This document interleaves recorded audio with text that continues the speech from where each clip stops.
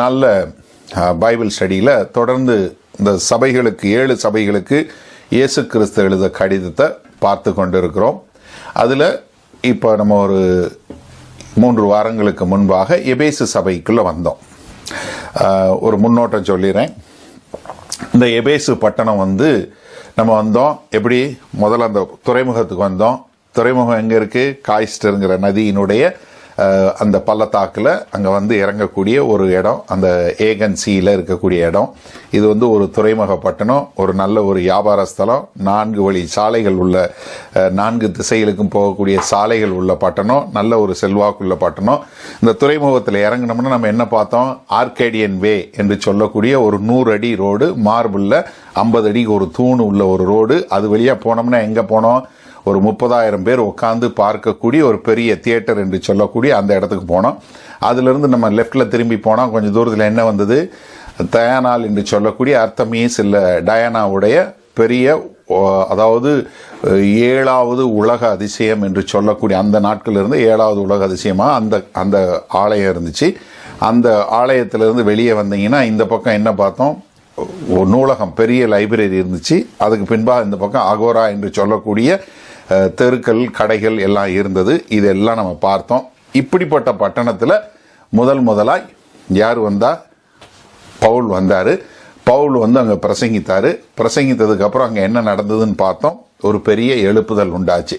அந்த எழுப்புதல் உண்டானது நிமித்தமாக அங்கே சபை உருவாக்கப்பட்டது. அந்த சபை உருவானதுக்கு அப்புறம் என்ன நடந்தது? பவுல் அங்கேருந்து 2 வருட காலங்கள் முதல்ல ஊழியம் பார்த்தார். அதுக்கப்புறம் ஒரு வருஷம் வேலை ஊழியம் பார்த்து ஏறக்குறைய 3 வருட காலங்கள் அங்கே ஊழியம் பார்த்துட்டு திரும்பி போயிட்டார். இப்போ நம்ம போன முறை பார்த்தது அந்த சபையினுடைய உருவாக்கமும் அங்கே எழுந்த எழுப்புதலையும் குறித்து பார்த்தோம். எப்படி அந்த எழுப்புதல் வந்த உடனே அவர்கள் 50,000 வெள்ளி காசு உடைய அவ்வளோ புஸ்தகங்கள், மந்திரவாதம் பண்ணக்கூடிய எல்லாவற்றையும் கொண்டு அவர்கள் போட்டு எரித்து இது வேணாம் என்று சொல்லி அவர்கள் பண்ணிய காரியத்தை நம்ம பார்த்தோம். இது பார்த்து முடிச்சதுக்கப்புறம் இப்போ நம்ம என்ன பார்க்க போகிறோம்? அந்த சபை எப்படி ஸ்திரப்பட்டது, எப்படி அந்த சபை இன்னும் ஒரு நல்ல வலிமையில் போச்சு அப்படிங்கிறத நம்ம பார்க்க போகிறோம். சரியா? அதாவது ஏன் இந்த சபையினுடைய சரித்திரம் முழுவதும் உங்களுக்கு சொல்லித்தரேன்னா, இந்த எபேசு சபை முக்கியமான சபை. ஏன்னா இதுதான் தாய் சபை. இங்கிருந்து தான் மற்ற 6 சபைகளை உருவாச்சு. மீதி பேரெல்லாம் அங்கிருந்து இங்கே எபேசு பட்டணத்தில் திரனஸ் என்று சொல்லக்கூடிய அவருடைய வீட்டில் உட்காந்து பாடம் அவர் ராத்திரி பகலாக சொல்லி கொடுக்கறது கேட்டுட்டு அங்கங்கே போய் பெர்கமு மற்றும் தயத்திரா, இந்த மீதி எல்லா இடங்கள்லையும் சார்தே, இப்படி எல்லா பட்டணங்கள்லையும் போய் சபைகளை உருவாக்குனது. அதனால தான் இது எப்படி சொல்கிறது? ஒரு மதர்ஸ் சர்ச் என்று சொல்லக்கூடியதான், ஒரு தாய் சபை என்று சொல்லக்கூடிய ஒரு இது. அதனால தான் இந்த சரித்திரத்தெல்லாம் நம்ம நிறைய டைம்ஸ் பண்ணுறோம். இன்னும் வெளிப்படுத்தின விசேஷம் 2வது அதிகாரத்துக்கு வரல. உங்கள் மைண்ட் வாய்ஸ் எனக்கு கேட்குது, அண்ணே எப்போனே அங்கே வருவீங்கன்னு கவலைப்படாதீங்க, போயிடுவோம். அடுத்த தடவை கண்டிப்பாக போயிடுவோம். இப்போ என்னென்னா, இங்கே சபை உருவாயிருச்சு. இந்த சபை எப்படி ஸ்திரப்பட்டது, என்ன நடந்தது? இந்த சபையை மாதிரி ஒரு சிறப்புத்தன்மை வாய்ந்த சபை எதுவுமே கிடையாது. நல்லா கவனிங்க. இந்த சபைக்கு பவுல் இருந்து ஊழியம் பார்க்கிறாரு. பவுல் ஒரு பெரிய கடிதம் எழுதியிருக்கிறார். இதற்கு பின்பாக இந்த சபைக்கு யாரு? யோவான், அப்போஸ்தலனாகிய யோவான் எழுதுறாரு. அதற்கு பின்பாக இயேசு கிறிஸ்து கடிதம் எழுத 3 பேர் வேதவசனம் எழுதின ஒரு சபைன்னா இந்த சபை தான், எபேசு சபை தான். 2வது, இந்த சபையை மாதிரி ஒரு அருமையான தலைவர்கள் இருந்த சபை எதுவுமே கிடையாது. பவுல் ஆரம்பிச்சாரா? ஆரம்பிச்சப்ப அடுத்து யார் வந்தா? அப்போல்லோ வந்தார். அப்போல்லோ பழைய ஏற்பாட்டில் அவர் பயங்கரமான எக்ஸ்பர்ட். அதுக்கு முன்னாடி யார் வந்தா? அக்விலா அண்ட் பிரஸ்கிலா. இவங்க 2 பேர் வந்தாங்களா? அவங்க 2 பேர் இருந்து அங்கே சொல்லி கொடுத்தாங்க. அதற்கு பின்பாக பவுல் என்ன பண்றாரு? அவர் போனதுக்கு அப்புறம் அங்கிருந்து தீமோத்தேயுவை அனுப்புறாரு. தீமோத்தேயு அங்கே பாஸ்டர் இல்லை பிஷப் என்று சொல்லக்கூடியதா தீமோத்தேயு அங்கே தான் இருந்து அங்கே தான் மரித்து போனார். இயேசு கிறிஸ்து தன்னுடைய தாயாகிய மரியாதை பார்த்துக்கொள்ள சொல்லி யோவான், அப்போஸ்தலனாகிய யோவான்கிட்ட சொல்றாரு. அப்போஸ்தலனாகிய யோவான் இயேசு கிறிஸ்துனுடைய தாயாகிய மரியாதை கொண்டு அவர் இருந்த பட்டணமும் இந்த எபேசு பட்டணம். அதாவது ஒரு பயங்கரமான ஒரு காரியம். அதனால என்ன, திமோத்தி அவங்களுக்கு போதுமான காரியங்களை சொல்லி கொடுத்தாரு. யோவான் அவங்கள ஒரு முதிர்ச்சியில் கொண்டு வரக்கூடிய காரியங்களை பார்த்தாரு. இப்போ பவுல் அங்கேருந்து எருசலேமுக்கு பெந்தகாஸ்தேக்கு எருசலேமுக்கு போகணும்னு கிளம்புனதுனால அவர் என்ன பண்ணுறாரு, இந்த எபேசு சபையில் உள்ள மூப்பர்களை சந்திக்கணும்னு விரும்புகிறார்.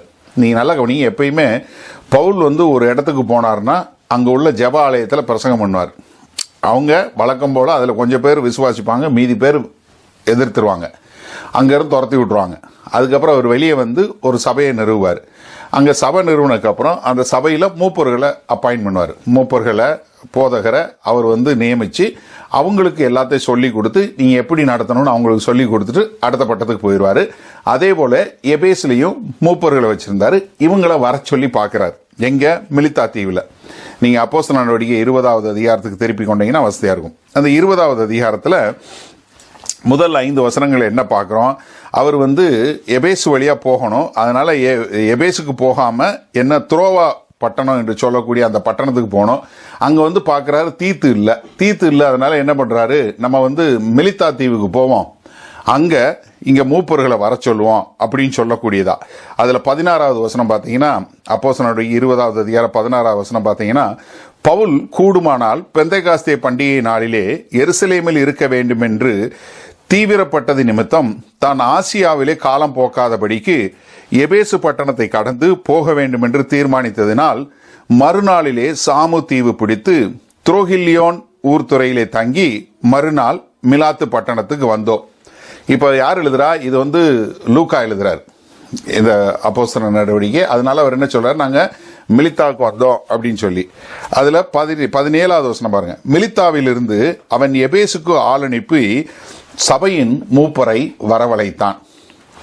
நீங்கள் அப்போஸ்தலர் நடவடிக்கை 22வது அதிகாரத்தில் 17லிருந்து 38 வரைக்கும் உள்ள 22 வசனங்கள் வந்து பவுல் ஒரு கிறிஸ்தவர்களுக்கு பிரசங்கம் பண்ணின, கிறிஸ்தவர்களுக்கு சொன்ன காரியம் இங்கே தான் இருக்கு.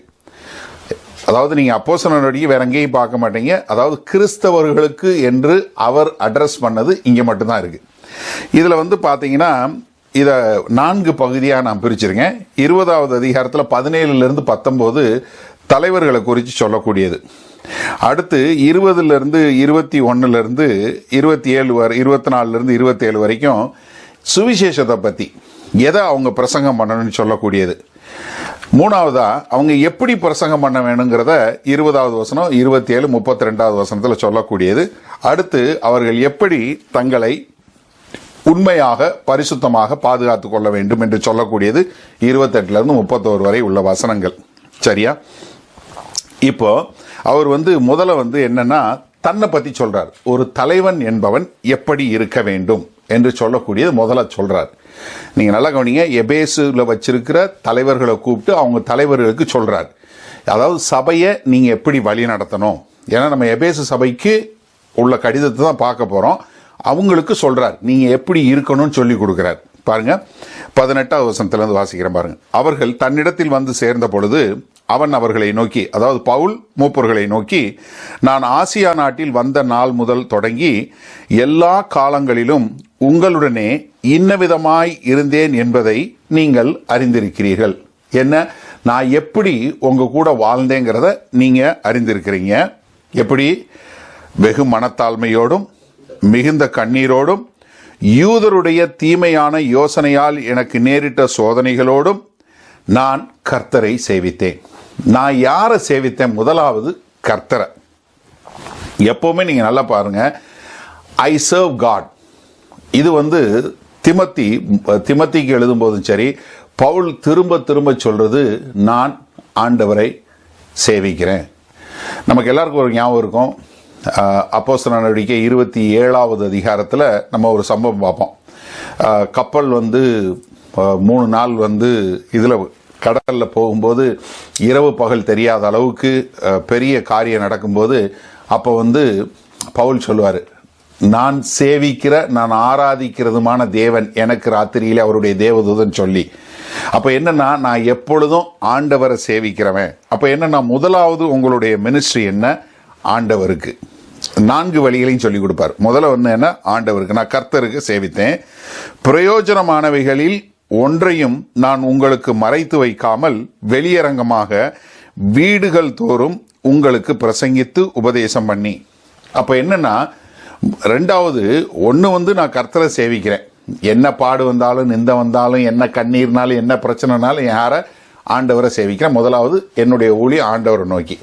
ரெண்டாவது இது அவருடைய சபை. நான் ஆண்டவரை சேவிக்கிறது எப்படி? அவருடைய மந்தையாகிய சபைகளுக்கு நான் சொல்றேன். அந்த சபைகளுக்கு நான் என்ன சொல்றேன்? பிரயோஜனமானவைகளில் ஒன்றையும் நான் உங்களுக்கு மறைத்து வைக்கல. ரொம்ப ஒரு அருமையான வசனம்.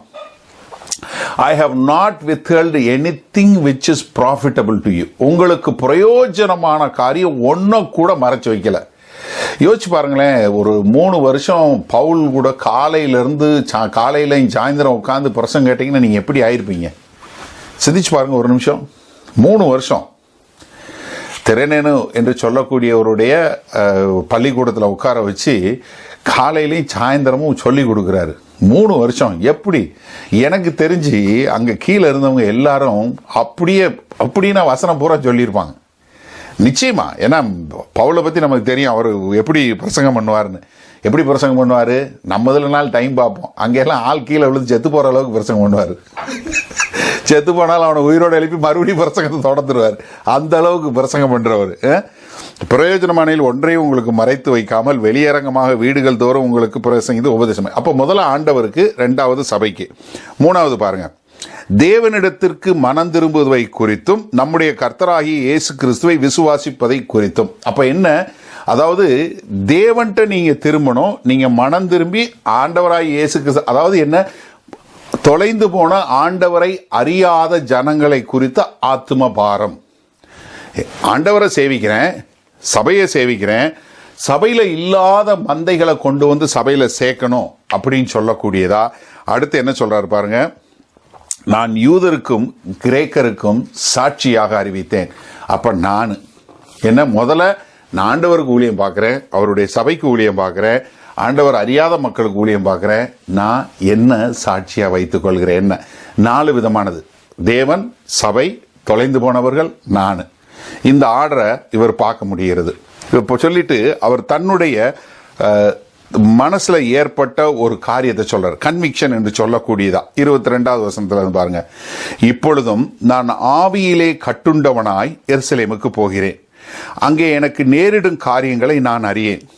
யாரு? எருசலேம் மூப்பட்டு சொல்றாரு. நான் எருசலேமுக்கு போறேன், என்ன நடக்கும்னு எனக்கு தெரியாது. ஆனா எனக்கு என்ன தெரியும்? 23வது வசனம், கட்டுகளும் உபத்திரவங்களும் எனக்கு வைத்திருக்கிறது என்று பரிசுத்த ஆவியானவர் பட்டணந்தோறும் தெரிவிக்கிறதை மாத்திரம் அறிந்திருக்கேன். எப்பா நான் எருசலேம் போறேன், அண்ணே போகாதீங்க, பவுலு போகாதீங்க, என்ன போகாதீங்க அப்படின்னு சொன்னா அவர் சொல்றாரு, என்னன்னு எனக்கு தெரியாது, ஆனா ஒரு காரியம் மட்டும் தெரியும், இங்கே இல்லை எல்லா ஊர்லயும் எனக்கு பிரச்சனை, அது மட்டும் ஆவியானவர் சொல்லியிருக்கார், அதை நான் அறிஞ்சிருக்கேன். ஆகிலும் அவைகளில் ஒன்றையும் குறித்து கவலைப்படேன். நான் என்ன அதை பற்றியெல்லாம் கவலைப்படுறதே இல்லை. என் பிராணனையும் நான் அருமையாக எண்ணேன். நான் என் ஜீவனை கூட, நான் என்னோட உயிரை கூட ஒன்றா நினைக்கிறது இல்லை. என் ஓட்டத்தை சந்தோஷத்தோட முடிக்கவும் தேவனுடைய கிருபையின் சுவிசேஷத்தை பிரசங்கம் பண்ணும்படிக்கு நான் கர்த்தராகிய இயேசுவினிடத்தில் பெற்ற ஊழியத்தை நிறைவேற்றவுமே விரும்புகிறேன். என்னையே நீங்க பாருங்க, நான் உங்களுக்கு எப்படி ஒரு முன்மாதிரியா இருக்கேன். இப்ப நான் உங்களை விட்டு போறேன்னு சொல்றேன், நீங்க தயவு செஞ்சு ஒரு நிமிஷம் உங்களை அந்த எபேசு சபை மூப்பராக எடுத்து பாருங்க. 3 வருஷம் இருந்திருந்தீங்கன்னா எவ்வளவு பாண்டு வந்திருக்கும், எவ்வளவு ஒரு அன்பு வந்திருக்கும், எவ்வளவு ஒரு அந்யோன்யம் வந்திருக்கும். கண்டிப்பா ஏதாவது நீங்க எல்லாரும் ஏதாவது ஒரு நேரம் சாப்பிட்டுருப்பாங்க, எல்லாரும் ஒரு நல்ல ஒரு உறவுல வந்திருப்பாங்க, அது கேள்வி கண்டிப்பா கேட்டிருப்பாங்க. பவுல் சொன்னதை வச்சு பவுலோட நல்ல ஒரு உறவுல வந்திருப்பாங்க. அது மூப்பருங்கும் போது ராத்திரி பகல்னா டெய்லி உட்காந்து அவர் பிரசங்கம் பண்ணும்போது கண்டிப்பா நிச்சயமா அவங்களுக்குள்ள ஒரு பயங்கரமான ஒரு அன்பு வந்திருக்கும், அவங்களுக்குள்ள ஒரு நல்ல ஒரு பிணைப்பு வந்திருக்கும். இப்ப நான் போறேன், போகும்போது என் உயிரே போக போகுது அப்படின்னு சொல்லி சொன்னா நீங்க என்ன சொல்லுவீங்க? வேண்டாம் வேண்டாம், அப்ப நீங்க எங்க கூட இருங்க, இங்கேயே இருங்க, இங்கே இருந்து ஊழியம் பார்க்கலாம், நாங்க எங்க வீட்டில் இருங்கனே, ஒன்றும் கவலைப்படாதீங்க, இப்படி சொல்லக்கூடிய காரியம் நிச்சயமா இருந்திருக்கும். இப்போ நானா இருந்தால் கண்டிப்பா சொல்லியிருப்பேன், அதெல்லாம் ஒன்றும் வேணாம் பவுல், நம்ம இங்க இருந்தே பண்ணுவோம், எப்படி நம்ம இங்க இருந்தே பண்ணுவோம், மற்ற பேருக்கு சொல்லுவோம் அப்படின்னு சொல்லக்கூடிய. ஆனா அவர் என்ன சொல்றாரு? அதை பத்தி கவலைப்படலை. காரணம் என்னன்னா, என்னை அவர் அழைச்சிருக்கிறாரு, அதை நான் நிறைவேற்றணும். அப்ப என்ன, நீங்க உங்களோட அழைப்பை நீங்க புரிஞ்சு கொள்ளணும். நான் எப்படி என்னோட அழைப்பை போட்டு ஓடுறனோ அது போல நீங்க ஓடணும்னு சொல்லக்கூடிய காரியத்தை அவருங்க சொல்லக்கூடியதை பார்க்கிறோம். அடுத்து அவருடைய கமிட்மெண்ட் பாருங்க. 25வது வசனத்திலிருந்து, இதோ நான் உங்களுக்குள்ளே சஞ்சரித்து தேவனுடைய ராஜ்யத்தை குறித்து பிரசங்கம் பண்ணினதை கேட்டவர்களாகி நீங்கள் எல்லோரும் இனி என் முகத்தை பார்க்க மாட்டீர்கள் என்று அறிந்திருக்கிறேன். என்ன அழகா சொல்றாரு பாருங்க. 3 வருஷம் உங்ககிட்ட உட்காந்து சொன்னேன், தேவனுடைய ராஜ்யத்தை பற்றி சுவிசேஷமாக பிரசங்கம் பண்ணிட்டேன், இனிமேல் நம்ம பார்க்க மாட்டோம். ஒரு டிபார்ட்டிங் ரிமார்க் பாருங்க, நான் போக போகிறேன், இனிமேல் உங்களை நான் பார்க்க மாட்டேன், நம்ம 2 பேரும் இனிமேல் முகமுகமாக பார்க்க மாட்டோம். யோசிச்சு பாருங்க. நான் நிறையா கற்பனை பண்ணி பார்க்குறேன். இப்போ நம்ம சபையை விட்டு எங்கேயாவது போகிறோம், 1 வாரம் 2 வாரம் போனோன்னாலே ஐயோ அவ்வளோ நாளா அப்படின்னு யோசிக்கிறோம். இல்லை ஒரு வீட்டிலேருந்து போகிறோம், இதிலேருந்து போகிறோன்னா நம்ம எல்லாம் யோசிக்கிறோம். இனிமேல் பார்க்கவே மாட்டேன் அப்படின்னு சொல்லி சொன்னா யோசிச்சு பாருங்க, எவ்வளோ ஒரு காரியம். தேவனுடைய ஆலோசனையில் ஒன்றையும் நான் மறைத்து வைக்காமல் எல்லாவற்றையும் உங்களுக்கு அறிவித்தபடியினாலே எல்லாருடைய இரத்தப்பழிக்கும் நீங்கி நான் சுத்தமாய் இருக்கிறேன் என்பதற்கு உங்களை இன்றைய தினம் சாட்சிகளாய் வைக்கிறேன். இப்போ என்கிட்ட ஒன்றுமே இல்லை, எனக்கு என்னென்ன தெரியுமோ எல்லாமே நான் உங்களுக்கு சொல்லி கொடுத்துட்டேன். இது கொஞ்சம் கஷ்டமான காரியம்தான். இப்போ நம்ம எனக்கு தெரிஞ்ச எல்லாத்தையும் நான் உங்களுக்கு டவுன்லோட் பண்ணி எங்களுக்கு சொல்லி கொடுத்தேன்னா என்ன ஆகும்? நீங்கள் கஷ்டப்பட்டுருவீங்க, உங்களால் கேட்க முடியாது. ஆனால் பவுல் பாருங்க எவ்வளோ அழகாக சொல்கிறாரு, நான் எல்லாத்தையும் உங்களுக்கு சொல்லிட்டேன், நான் சொல்கிறதுக்கு ஒன்றுமே இல்லை. எவ்வளோ அருமையான காரியம் பாருங்க. அப்போ எந்த அளவுக்கு தனக்கு தெரிஞ்ச அந்த தேவனுடைய காரியத்தை மற்றவர்களுக்கு சொல்லி கொடுக்கணும்னு ஒரு சபையில் உள்ள மூப்பருக்கு சொல்லும்போது, எனக்கு என்னென்ன தெரியுமோ அது பூரா உங்களுக்கு தெரியும். அந்த அளவுக்கு நான் உங்களை தேடிட்டு இருக்கேன், நான் அந்த அளவுக்கு தேவனுடைய வார்த்தையை நான் உங்களுக்கு சொல்லி கொடுத்துருக்கேன். எந்த ஒன்றையும் நான் மறைச்சு வைக்கல, உங்களுக்கு பிரயோஜனமான ஒன்றையும் நான் மறைச்சு வைக்கல. உங்களுக்கு என்னென்ன தேவையோ அதை பூரா நான் கொடுத்துட்டேன், எனக்கு என்னென்ன தெரியுமோ அதை பூரா கொடுத்துட்டேன். அது என்ன நீங்க இதுல தெரியாம போய் கீழே விழுந்தீங்கன்னா உங்களுடைய ரத்தப்பழிக்கு நான் பொறுப்பு இல்லை, ஏன்னா நான் உங்களுக்கு சொல்லிட்டேன்.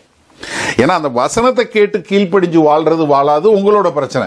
ஏன்னா நான் என்னைய பொறுத்தளவுக்கு என்ன, நான் தேவனுடைய ஆலோசனை எல்லாத்தையும் நான் உங்களுக்கு சொல்லிட்டேன் அப்படின்னு சொல்லக்கூடியதா. அப்ப எதுக்காக இந்த தலைவர்களை கூப்பிட்டு வச்சு சொல்றாருன்னா, பவுலுடைய கன்விக்ஷன் என்னன்னா, ஒரு தலைவன் சரியா இருந்தாதான் அந்த சபை சரியா இருக்கும். ஏன்னா எபேசு சபையில் உள்ள மூப்பர்களை குறித்து அவர் சொல்றது காரணம், நீங்க நல்லா கவனிங்க, வேத வசனத்துல ஒவ்வொரு வார்த்தையும் ஒவ்வொரு பதமும் ஒரு நோக்கத்தோட இருக்கு. எதுக்காக இந்த எபேசு சபைக்கு அவர் பேசினது மட்டும் இந்த 22 வசனங்கள் ஏன் ஆண்டவர் எழுதி வச்சிருக்கிறார் தெரியுமா? ஏன்னா நம்ம கற்றுக்கொள்ள வேண்டியது ரொம்ப. ஏன்னா தலைவர்கள் என்பது ஒரு சபையினுடைய தலைமைத்துவம் என்பது ரொம்ப முக்கியம். சபையில் உள்ள மூப்பர்களும் சபையில் உள்ள ஒவ்வொருத்தரும் எவ்வளவு முக்கியம். ஏன்னா ஒரு தலைவன் சரியில்லை என்றால், அது நீங்க சமுதாயத்தில் எடுத்துட்டீங்கன்னா, ஒரு பொலிட்டிக்கல் லீடர் சரியில்லைன்னா தேசம் சரியில்லாம போயிடும். ஒரு ஒரு நிறுவனத்தினுடைய தலைவர் சரியில்லைன்னா நிறுவனம் சரியில்லாம போயிடும். ஒரு சபையினுடைய தலைவர் சரியில்லைன்னா அந்த சபை சரியில்லாம போயிடும். அதனாலதான் அதை உணர்ந்தவர் அவர் சொல்றாரு.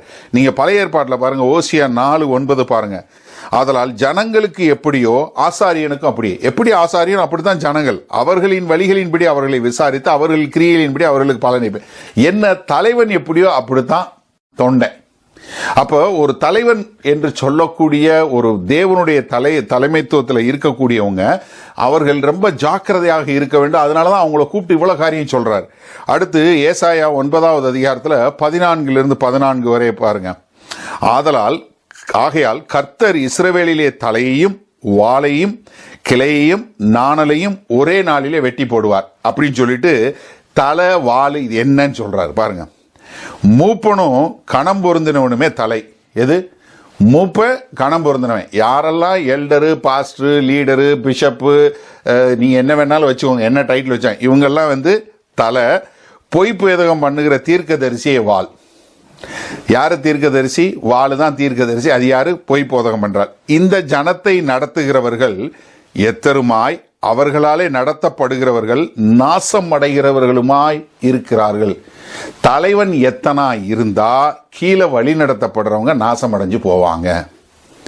பவுலுக்கு ரொம்ப அழகா தெரியும். அதனாலதான் அவர் மூப்பர்களை ரொம்ப ஜாக்கிரதையா நீங்க இருக்கணும்னு சொல்லி அதை திரும்ப திரும்ப நம்ம தீத்துவனுடைய நிறுவமா இருக்கட்டும், இல்ல 1 தீமோத்தி 2 தீமோத்தியா இருக்கட்டும், இது பூரா பாஸ்டர்ஸ் எபிசல்ஸ் என்று சொல்லக்கூடிய பாஸ்டர்களுக்கு எழுதப்பட்ட நிறுவங்கள் பூராத்திலையும் தலைமைத்துவம், ஆரோக்கியமான உபதேசம், உன்னைய நீ காத்துக்கொள், உபதேசத்தை காத்துக்கொள் என்று சொல்லக்கூடிய காரியத்தை திரும்ப திரும்ப அப்போஸ்தலனாகிய பவுல் போதிக்கிறது. காரணம் என்ன? தலைமைத்துவம் ரொம்ப முக்கியம். எரேமியாவுக்கு சொல்லும்போது பாருங்க, எரேமியா 5:31, தீர்க்கதரிசிகள் கள்ள தீர்க்க தரிசனம் சொல்லுகிறார்கள், ஆசாரியர்கள் அவர்கள் மூலமாய் ஆளுகிறார்கள், இப்படி இருப்பது என் ஜனத்துக்கு பிரியமாய் இருக்கிறது, ஆனாலும் முடிவில் என்ன செய்வீர்கள்? என்ன ஜனத்துக்கு என்ன சந்தோஷமா இருக்கு, ஏன் அவன் போய் சொல்றான். அடுத்து எசேக்கியேல்ல பாருங்க, எசேக்கியேல் 22:26, அதன் ஆசாரியர்கள் என் வேதத்துக்கு அநியாயம் செய்து என் பரிசுத்த வஸ்துக்களை பரிசுத்த குலைச்சலாக்குகிறார்கள்.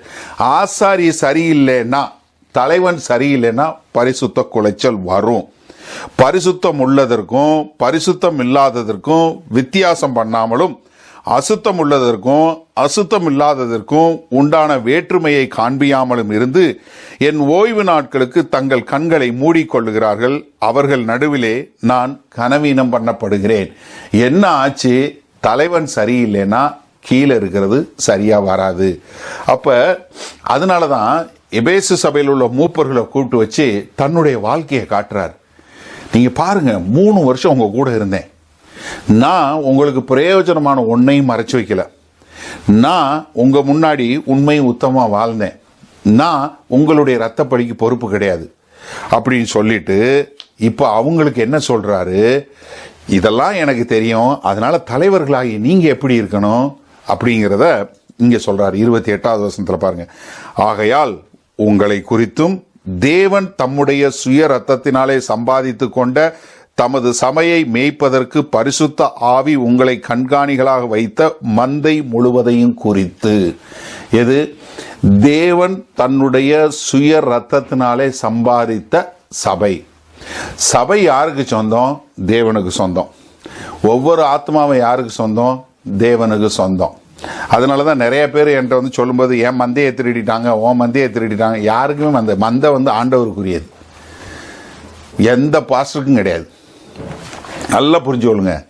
அவருடைய சுய ரத்தத்தினால சம்பாதித்த மந்தை முழுவதையும் குறித்து என்ன பாருங்க, எச்சரிக்கையா இருங்கள். தலைவர்களே, நீங்க எச்சரிக்கையா இருங்கன்னு எச்சரிக்கை கொடுக்கிறார். என்ன காரணம்?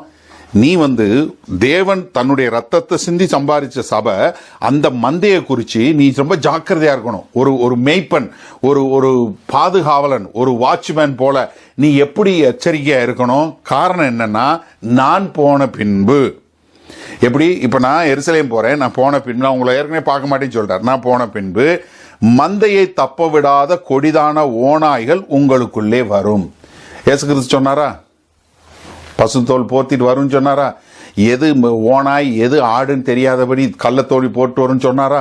ஆமா, அதே தாங்க சொல்றாரு. நான் போனதுக்கு அப்புறம் கொடிதான ஓநாய்கள் உங்களுக்கு உள்ளே வரும், உங்களிலும் சிலர் எழும்பி, ஹலோ, வெளியிருந்து வர்றது ஒண்ணு, உள்ளுக்குள்ளேயும் சிலர் எழும்பி சீசர்களை தங்களிடத்தில் இழுத்துக் கொள்ளும்படி மாறுபாடானவைகளை போதிப்பார்கள் என்று அறிந்திருக்கிறேன்.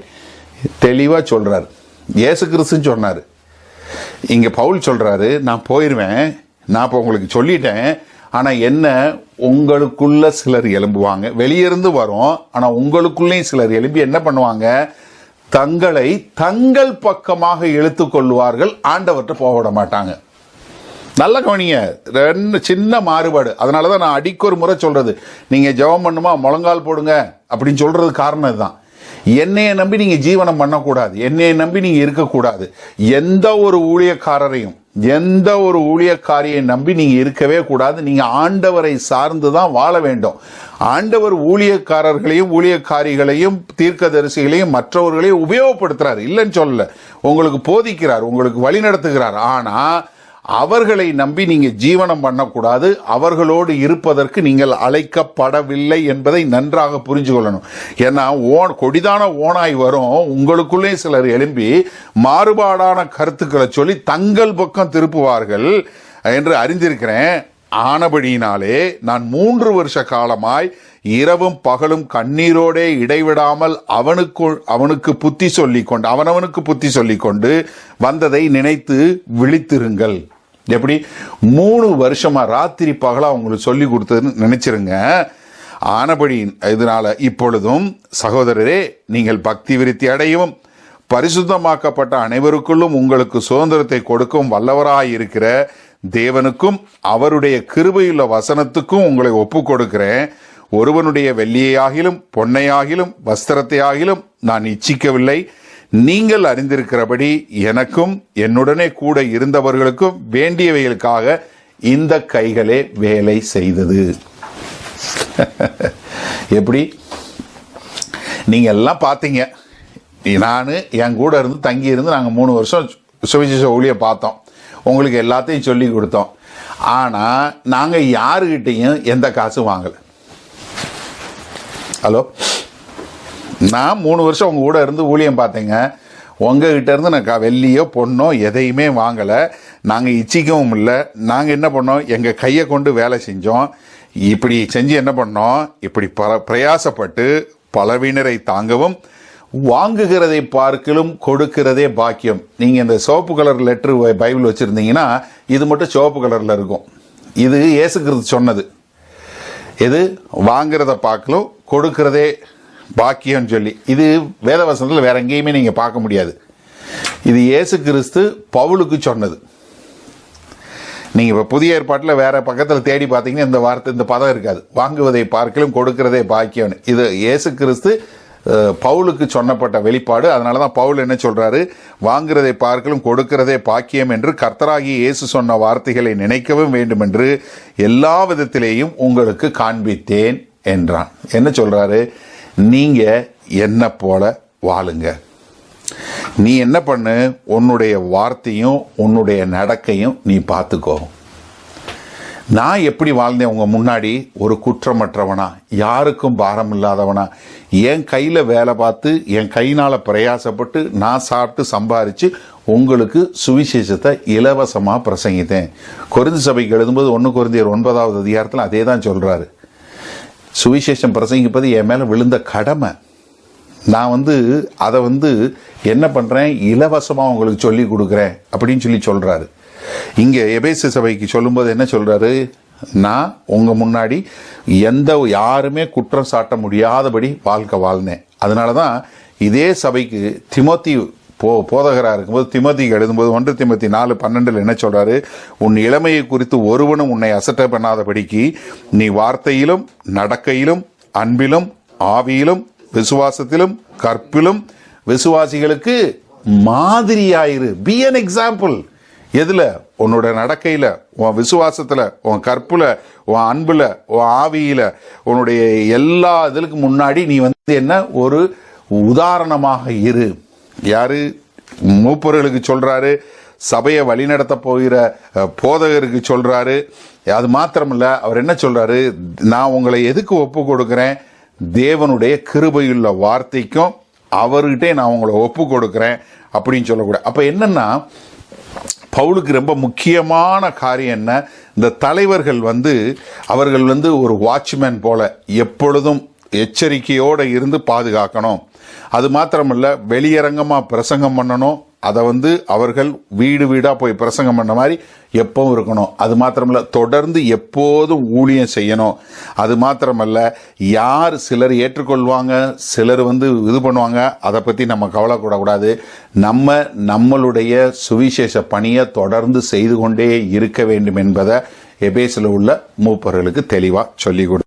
இதெல்லாம் சொல்லி கொடுத்ததுக்கு அப்புறம் பவுல் அவர்கள் மேல் காட்டக்கூடிய இரக்கத்தை பாருங்க.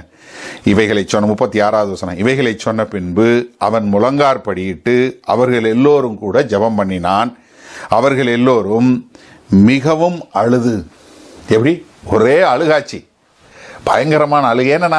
என்ன காரணம் என்ன பாருங்க, என் முகத்தை நீ பார்க்க மாட்டீர்கள் என்று அவன் சொன்ன வார்த்தையை குறித்து அதிகமாய் துக்கப்பட்டு பவுலின் கழுத்தை கட்டி கொண்டு அவனை முத்தம் செய்து கப்பல் வரைக்கும் அவனுடனே கூட புறப்பட்டு சென்றார்கள்.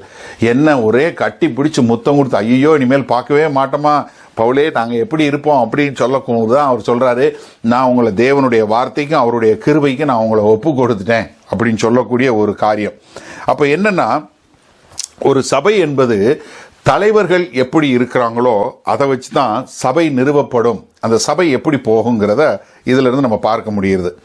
இதுல இருந்து ஒரு தலைவர்களுடைய குணாதிசயங்களை பாருங்களேன். முதலாவது, அவர்கள் தலைவர்கள் என்ன, ஒரு தேவ காரியம் உள்ளவர்களாய் தேவனிடத்துல உள்ளவங்களா இருக்கணும், ஒரு காட்லி லீடர்ஷிப்.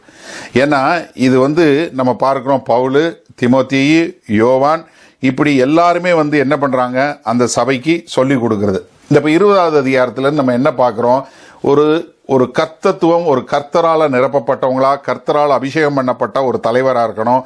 அவங்களுக்கு இரக்கம் இருக்கணும், அவங்களுக்கு சுவிசேஷத்தை குறிச்ச ஒரு கன்விக்ஷன் இருக்கணும்.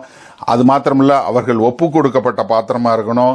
அவங்க என்ன பாடு வந்தாலும் துன்பம் வந்தாலும் செய்யக்கூடியவங்களா இருக்கணும். அது மாத்திரமில்ல, அவர்கள் தைரியமா பிரசங்கிக்கக்கூடியவங்களா இருக்க வேண்டும் என்பதை குறித்து சொல்றதுல நம்ம புரிஞ்சுக்கணும். அப்ப என்ன, முதல்ல ஒரு காட்லி கேரக்டர் இருக்கணும், காட்லி லீடர்ஷிப்.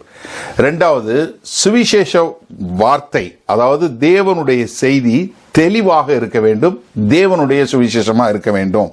20வது அதிகாரத்தில் 21வது வசனம், தேவனிடத்திற்கு மனம் திரும்புவதை குறித்தும் நம்முடைய கர்த்தராகிய இயேசு கிறிஸ்துவை விசுவாசிப்பதை குறித்தும். என்னன்னா, நம்மளுடைய விசுவாசம் என்னன்னா, மனம் திரும்புதல் இல்லாத விசுவாசம் முழுமையான விசுவாசம் இல்லை. எல்லாருமே எல்லாத்தையும் தான் விசுவாசிக்கிறீங்க. இப்ப நீங்க யார்கிட்ட வேணாலும் கேளுங்க, இயேசு ஆண்டவரா, ஆமா அவரும் ஒரு சாமி வச்சுட்டு போறேன், ஒன்றும் பிரச்சனை இல்லைன்னு சொல்லுவாங்க.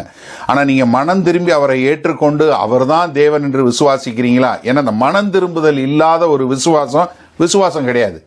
அப்போ ரெண்டையும் கரெக்டா சொல்லி கொடுக்கக்கூடியதா எல்லாருக்கும், யூதர்களா இருந்தாலும் சரி, யூதர் அல்லாத மக்களா இருந்தாலும் எல்லாருக்கும் என்ன, நீ மனம் திரும்பி ஆண்டவராகிய இயேசு கிறிஸ்து மேல நீ விசுவாசம் வை என்று சொல்லக்கூடிய காரியத்தை நம்ம சொல்லி கொடுக்கும் போதுதான் சுவிசேஷம், பூரண சுவிசேஷம்.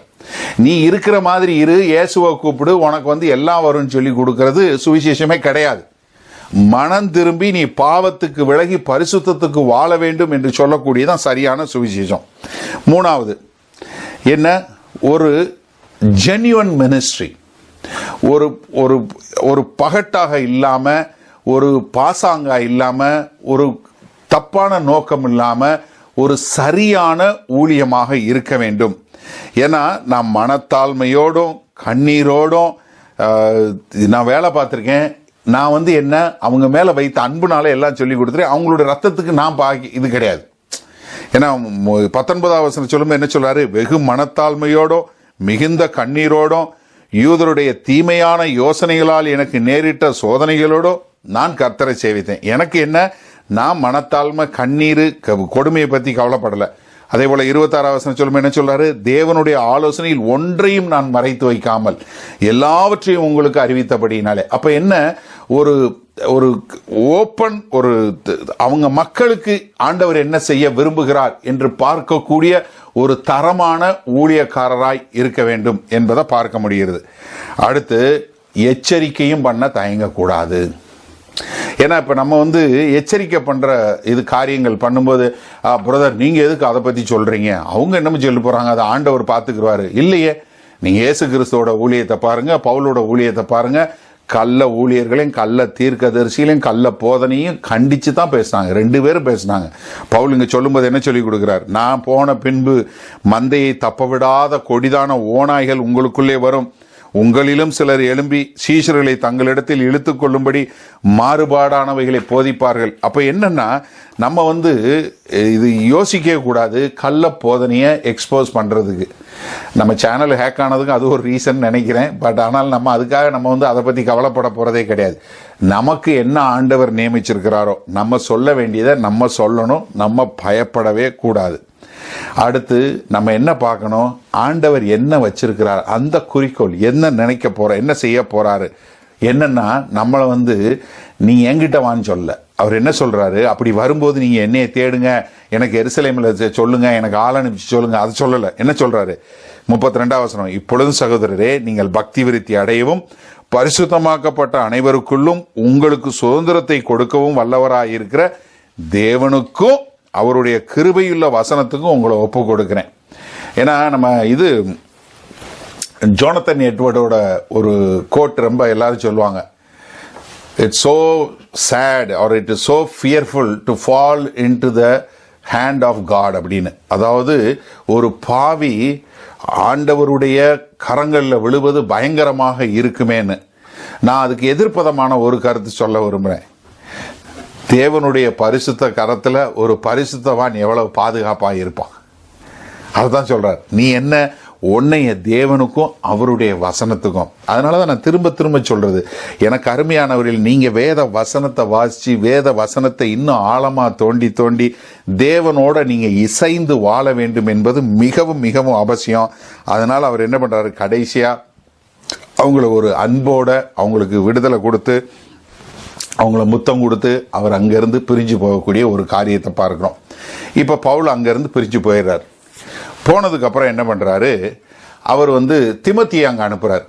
திமோத்தியை அங்க அனுப்பிச்சு, திமோத்தி அங்க ஒரு போதகரா, பாஸ்டரா, பிஷப்பு என்ன வேணாலும் சொன்னாலும் சரி அங்க இருக்கிறார். எல்லாத்துக்குமே ஒரே பதம் தான், அதனால ஒன்றும் பெருசா மாறுபாடு ஒன்றும் கிடையாது. அப்ப அங்க இருக்கும்போது அவங்களுக்கு ஒரு கடிதம் எழுதுறார்.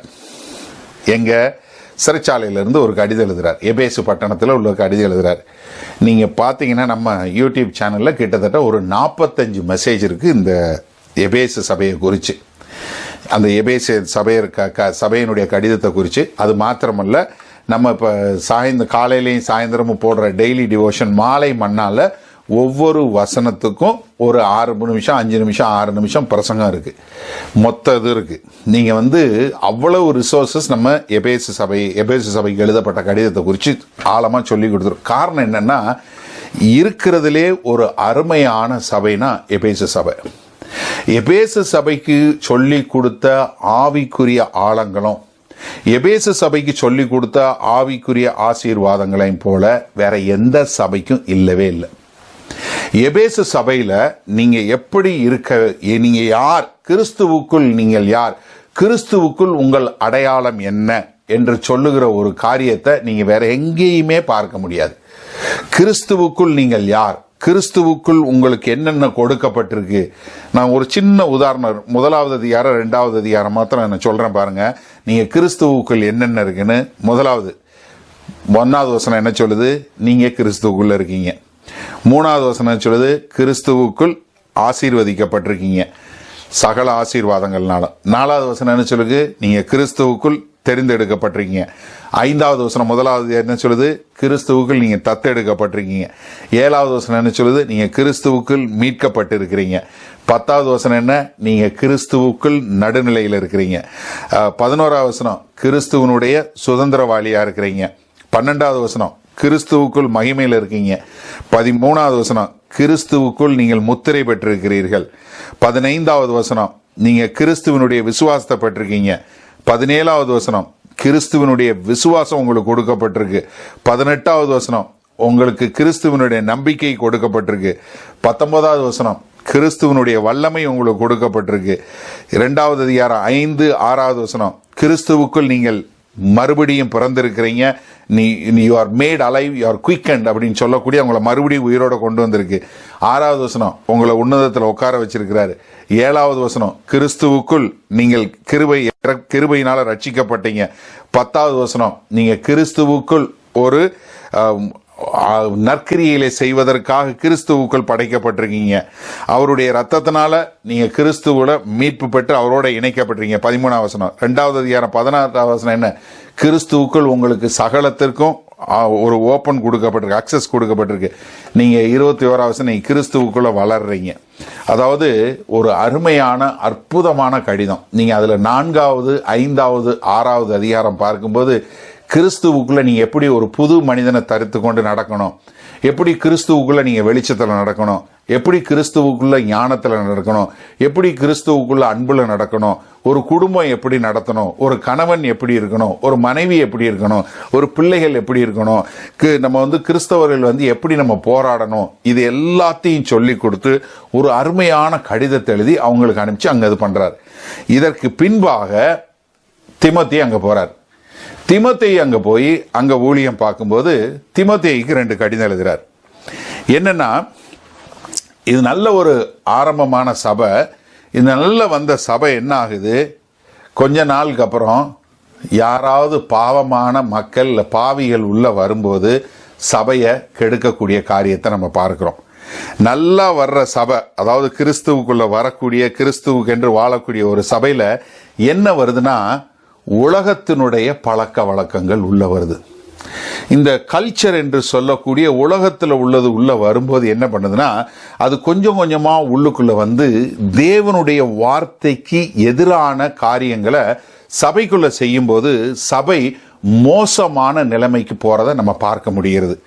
அப்ப என்னன்னா, நம்ம வந்து இதை தெளிவா புரிஞ்சுக்கணும்னா, என்ன நடந்துச்சு, என்ன மாதிரி காரியங்கள் வந்துச்சுங்கிறத தெளிவா நமக்கு சொல்லல. ஆனா திமோத்தேயுக்கு எழுதின 2 கடிதங்கள்ல இருந்து நான் என்ன நடந்திருக்குங்கிறத நம்ம இது பண்ண முடியுது.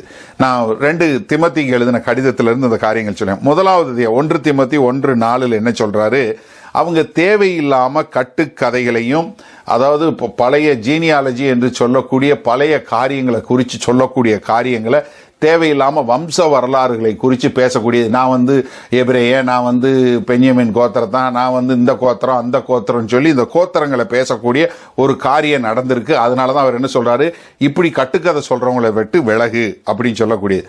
அதுக்கப்புறம் தேவையில்லாம டிஸ்கஷன், தேவையில்லாத காரியங்களை குறித்து தர்க்கம் பண்ணக்கூடியது. முதலாவது 6வது வசனம். அடுத்து என்ன சொல்றாரு, 1 தீமோத்தேயு 4:1 என்ன, வஞ்சிக்கிற ஆவிகளுக்கும் வஞ்சிக்கிற சாத்தானுடைய ஆவிகளுக்கும் ஜாக்கிரதையாயிரு. அப்ப என்ன, வஞ்சிக்கக்கூடிய காரியங்கள். அடுத்து ஹிப்பாக்ரசி, நடிக்கக்கூடியவங்க. 1 தீமோத்தேயு 4:2. அடுத்து 3வது வசனம் என்ன சொல்ற, 1 தீமோத்தேயு 4:3 என்ன, திருமணம் செய்யாம அவங்க வந்து என்ன, சாப்பாடு இந்த சாப்பாடு சாப்பிட அந்த சாப்பாடு சாப்பாடு சொல்லக்கூடியவங்க.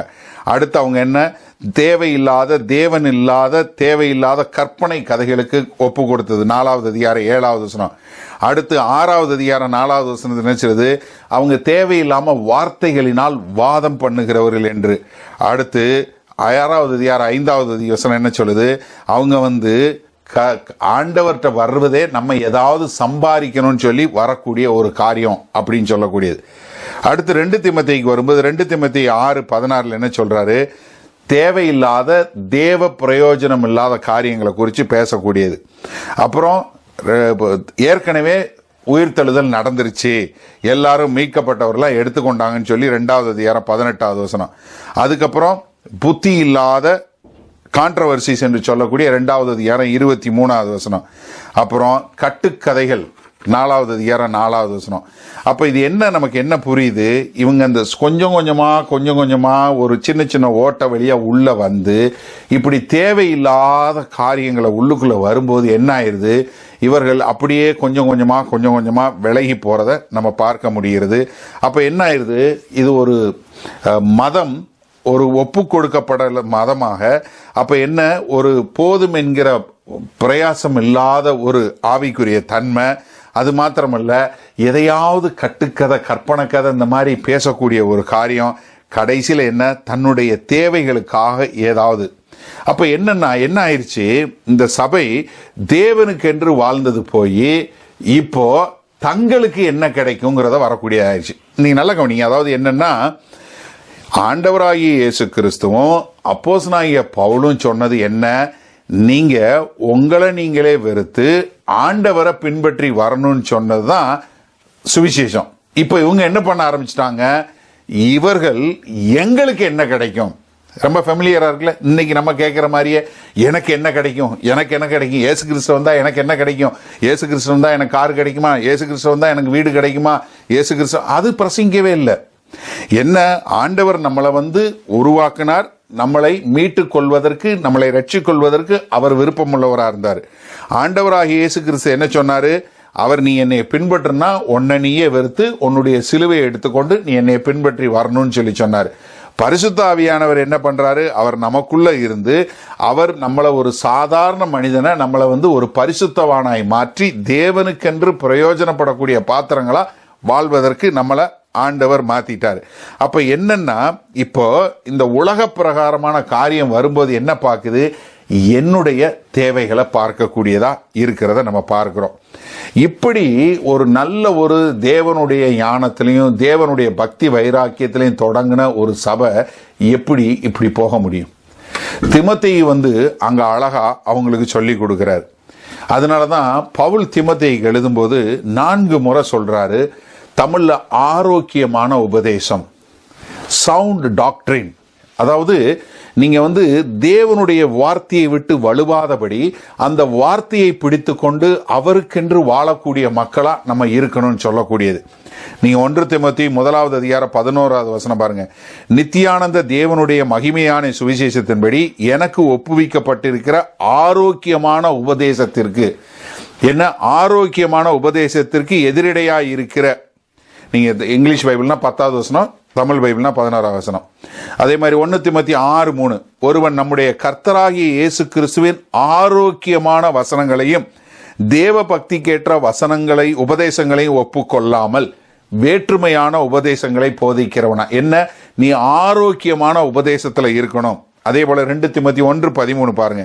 நீ கிறிஸ்து இயேசுவை பற்றும் விசுவாசத்தோடும் அன்போடும் என்னில் கேட்டிருக்கிற ஆரோக்கியமான வசனங்களில், என்ன ஆரோக்கியமான வசனங்களில். அதே போல 2 தீமோத்தேயு 4:3, ஏனென்றால் அவர்கள் ஆரோக்கியமான உபதேசத்தை பொறுக்க மனதில்லாமல் செவித்துணர்வுள்ளவராகி தங்கள் சுய இச்சைகளுக்கு ஏற்ற போதகர்களை தங்களுக்கு திரளாக சேர்த்து கொண்டு. அப்ப என்னன்னா, ஒரு ஆரோக்கியமான உபதேசத்துல நிலைத்திருக்கணும்னு சொல்லி திரும்ப திரும்ப இந்த எபேசு சபைக்கு போதிக்கிறார். சரியா? இப்போ ஒரு நிமிஷம் உங்களுக்கு இந்த எபேசு சபையினுடைய காலம் அதை சொல்லி கொடுத்தேன்னா உங்களுக்கு அழகா புரிஞ்சிடும். முதலாவது 52வது வசனம், கிறிஸ்துவுக்கு பின்பாக 52வது வருஷத்தினத்தான் முதலாக அப்போஸ்தலனாகிய பவுல் இந்த எபேசு சபைக்கு வர்றார். 52வது வருஷம். அதற்கு பின்பாக 54, 56 அவர் 2வது முறை வரும்போது தான் பெரிய ரிவைவல் அந்த 2 வருஷம் அங்க இருந்து அவங்களுக்கு போதிக்கக்கூடிய ஒரு காரியம்.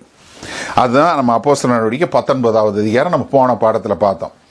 இந்த பாடத்துல பார்க்கிற அப்போஸ்தலர் நடவடிக்கை 20வது அதிகாரம் 57வது வருஷத்துல நடக்குது. எப்படி 52ல சர்ச் ஆரம்பிக்குது, முத வர்றாரு. அடுத்து ஒரு 3 வருஷம் போதிச்சுட்டு 56ல போயிட்டு 57ல அவங்கள கூப்பிட்டு சொல்றாரு, நீங்க ஜாக்கிரதையா இருங்க, நீங்க விட்டுறாதீங்க அப்படின்னு சொல்லிட்டு அவர் போயிட்டு தீமோத்தேயுவை அனுப்புறாரு. 62வது வருஷத்துல இந்த எபேசியருக்கு நிருபம் எழுதுறாரு. 52ல முதல்ல வர்றாரு, 57ல உங்கள்கிட்ட எச்சரிக்கை சொல்லிட்டு போறாரு, 62ல உங்களுக்கு கடிதம் எழுதுறாரு. 10 வருஷம் கழிச்சு தான் அந்த கடிதம் வருது. நீங்க எப்படி இருக்கணும், எப்படி நடக்கணும்னு சொல்லி கொடுக்கிறாரு. இப்ப தீமோத்தேயு அவங்களுக்கு பாஸ்டரா இருக்காரு.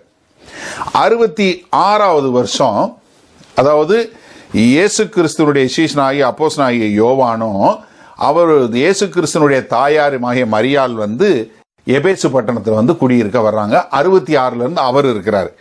இப்போ 1 யோவான், 2 யோவான், 3 யோவான் கடிதம் எல்லாம் யோவான் அங்க இருந்து எழுதுறாரு. இந்த யோவான் 1 யோவான் சொல்லி சொன்னாலே உங்களுக்கு என்ன ஞாபகம்? அன்பு. கரெக்ட், அன்பை பத்தி தான் சொல்லுவாரு.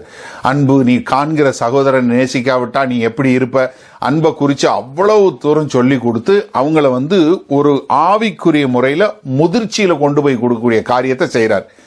பவுல் ஆரம்பிக்கிறாரு, அப்போலோ, அக்விலா, பிரிஸ்கிலா அவங்களுக்கு போதிக்கிறாங்க. அதற்கு பின்பாக அவர் ஒரு 3 வருஷம் போதிக்கிறாரு. பின்பாக அவங்களுக்கு எச்சரிக்கை கொடுக்கிறாரு.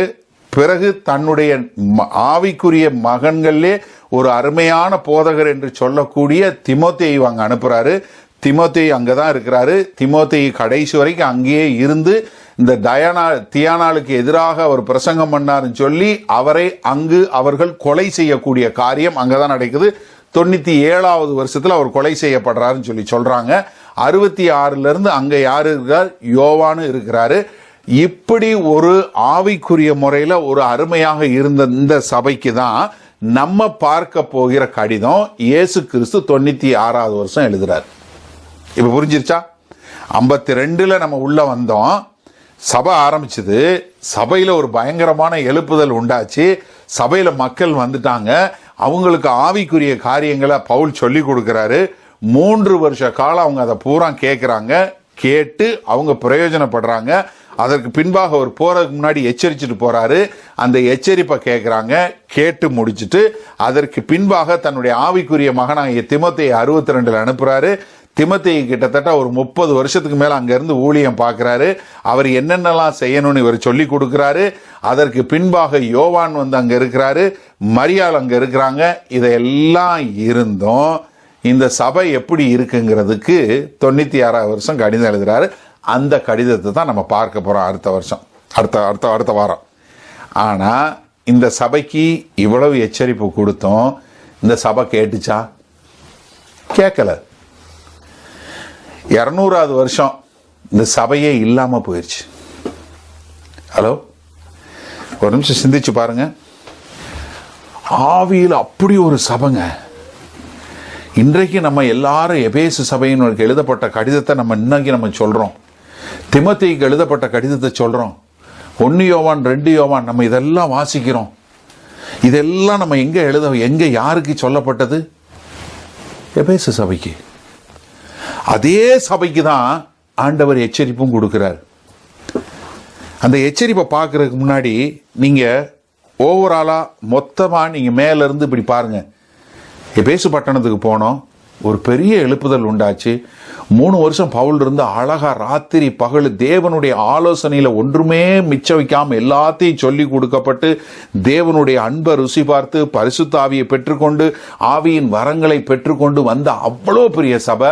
அந்த சபையை நிர்வகிக்கிறதுக்கு, அந்த சபையை வழி நடத்துவதற்கு தன்னுடைய சொல்லும்போது சொல்றாரு, பிலிப்பியர் 2வது அதிகாரத்தில் சொல்லும்போது சொல்றாரு, என்கிட்ட இருக்கிற ஆவிக்குரிய மக்கள்லே திமோத்தேயை போல ஒருத்தன் இல்லை. ஏன்னா மற்றவர்களெல்லாம் தங்களுக்கானவைகளை தேடுகிறார்கள், ஆனால் என் மகன் திமோத்தேயோ அவன் ஆண்டவராகி கர்த்தராகிய இயேசு கிறிஸ்துவுக்கு காரியங்களை குறிச்சே கவலைப்படுறான்னு சொல்லி சாட்சி கொடுக்கக்கூடிய அந்த திமோத்தேயை அங்க ஊழியக்காரனா இருந்து வழி நடத்துறாரு. 30 வருஷம் அவருக்கு கீழே இருக்குது. பவுல் அவ்வளவு அருமையா கடிதம் எழுதுறாரு.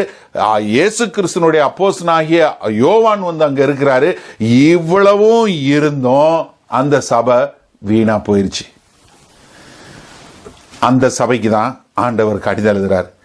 இயேசு கிறிஸ்துனுடைய கடிதத்தை பெற்றுக்கொண்டோம், அந்த சபை திருந்தல. அப்ப இந்த நாள்ல நம்ம என்ன தெரிஞ்சுக்கொள்ளணும்? நம்ம தேவனுடைய வசனத்தை பிடித்து கொண்டு அவரோட கிருபையில நம்ம ஆதியில என்ன இது வச்சிருந்தோமோ அதை விட்டு இந்த பக்கம் விலகிடாதபடி, உலகத்துக்கான காரியங்கள் நமக்குள்ள வந்து விடாதபடி நம்மளை பாதுகாத்து கொள்வது, நம்ம சபையை பாதுகாத்து கொள்வது மிகவும் முக்கியம். எப்படி தொடங்கணுங்கிறது முக்கியம் இல்லை, எவ்வளோ பெரிய எழுப்புதலில் தொடங்கணும்னு முக்கியம் இல்லை, எவ்வளோ மக்கள் வந்தாங்கன்னு முக்கியம் இல்லை, எப்படி முடிக்கிறோங்கிறது ரொம்ப முக்கியம். எபேசு சபையிலிருந்து ஒரு கடிதம், இந்த கடிதத்தில் நம்ம ஒரு காரியம் பார்த்துக்கலாம். கண்ணீரோட எவ்வளோ பாடுகளுக்கு மத்தியில் நான் பிரயாசப்பட்டு உங்களுக்கு ஊழியம் பார்த்தேன், நான் உங்களுக்கு எல்லாத்தையும் சொல்லி கொடுத்தேன், ஆனால் எல்லாத்தையும் கேட்டீங்க, ஆனால் இன்றைக்கு சபையே இல்லாம போயிருச்சே. ஒரு 150 வருடங்களுக்குள்ள ஒன்றுமே இல்லாம சபை போயிருச்சு. நீங்க நம்மள யோசிச்சு பாருங்க. நம்ம இன்னைக்கு ஆரம்பிக்கிற முயற்சி ஒரு 150 வருஷம் கழிச்சு எப்படி இருக்கும், ஒரு 200 வருடம் கழிச்சு எப்படி இருக்கும்? யோசிச்சு பார்த்துருக்கீங்களா? ஒரு 20 வருஷம் கழிச்சு நம்ம சபை எப்படி இருக்கும்? ஒரு சர்வே சொல்லுது, சபை ஆரம்பிச்ச 7 வருஷத்துல ஏறக்குறைய 80% சபைகள் மூடப்பட்டு போகுதுன்னு. ஆனால் ஒரு சில டினாமினேஷன் இருக்கு, நிறைய டினாமினேஷன் இருக்கு. இன்னைக்கு நம்ம இருக்கிறதுல ஏறக்குறைய 45,000க்கு மேற்பட்ட ஒரு டினாமினேஷன் என்று சொல்லக்கூடிய இருக்கு. நிறைய டினாமினேஷன் இருக்கு, அதில் ஆண்டவர் இல்லை.